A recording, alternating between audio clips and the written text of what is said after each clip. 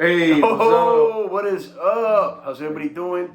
It's Saturday night, and we are obviously not in the club or at a bar or anything else. We are in the lab right now, working on some things. We got a lot. Oh, before I start, let me apologize about that beeping sound you're gonna hear a few times. That's our fire alarm. I gotta change the batteries. Bro, I already heard that shit so many times. I'm used to it. Yeah, I know, but they're not used to it, so. Yeah. I apologize for that if you hear it a few times, but yeah, we got some exciting news. I know you guys, or hopefully you guys have seen the trailer for Searching for Ralph Monroe, our latest film, which is a documentary about the Bay Area or the early pioneer era of Miami. We've been kind of playing that sandbox for a little while, sticking around that world. We did Perchance Your Dream last year, a short film about Ralph Monroe, and the documentary is kind of there it is. Sorry about that.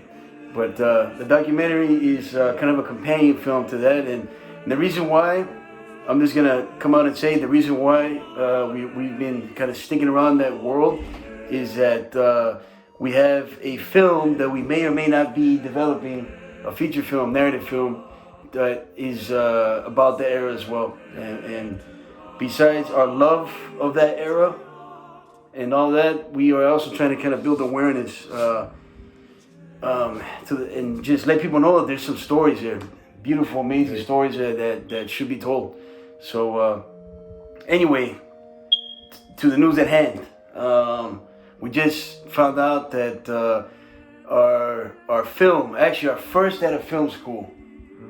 First feature. Yeah, first feature film. No, it's our second actually. Yeah, it's our second feature. It's our second feature, our first one out of film. Yeah, and we actually shot this film in the waning days of film school. I think we had stopped going to class, but we hadn't quite walked yet. Yeah. And I have so many great memories.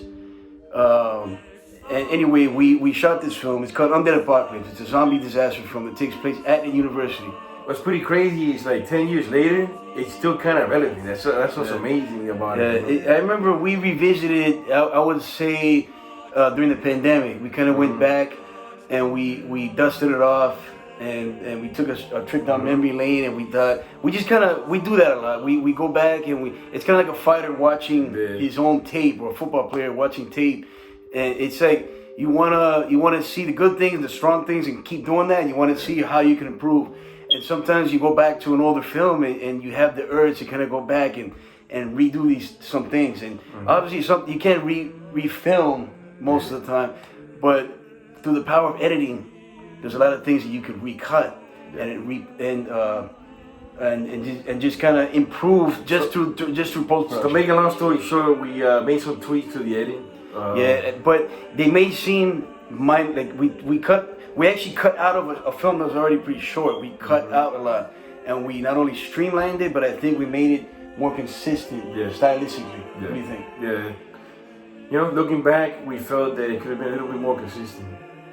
So it was released initially on a couple different platforms. It was released on Amazon. We did a DVD sale for a while. It did okay. And then eventually we actually just went straight to our YouTube channel. And it was available there for a while. We're up to like something like, I don't know, 400,000 views, I think, at its peak, which was cool. But we always felt like we could go back, and the film, we felt like it had more potential, just because it's always like that. Things happen while you're making a film, and I don't know, you run out of money, or back then, this is our first film coming out of film school. We're experimenting a lot, and we're trying to get away with certain things, certain decisions that we were trying to make, as far as tonally, like we mentioned. But anyway, we did that, and then we thought like it would be cool if the film could live in a place where an even wider audience could access it, right?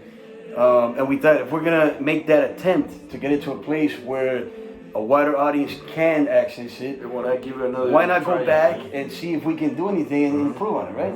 So we went back, we went in there, and we chopped it up a little bit.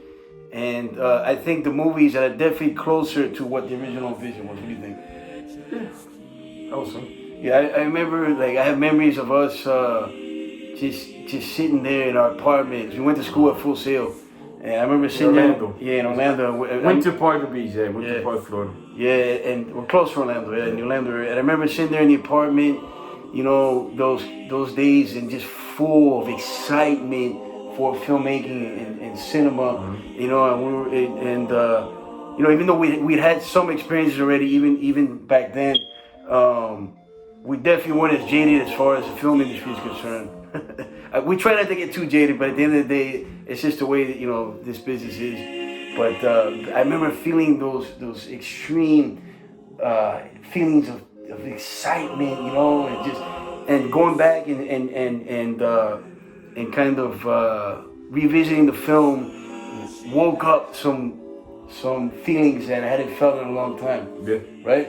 So anyway, we hope that you, if you haven't seen it in a while, we hope that you go back and check out the new cut. Yeah, it's available on Tubi. Yeah. See, Tubi that's TV. the news. I don't think we've said it 100% what the news is exactly, besides us recutting it. But the movie was picked up and is getting a wide digital release. So you're gonna Tubi, Amazon Prime, Plex. I think it's gonna eventually end up on Roku. But right now, I think one of the best platforms that it's living on, I think, is Tubi, because Tubi's free.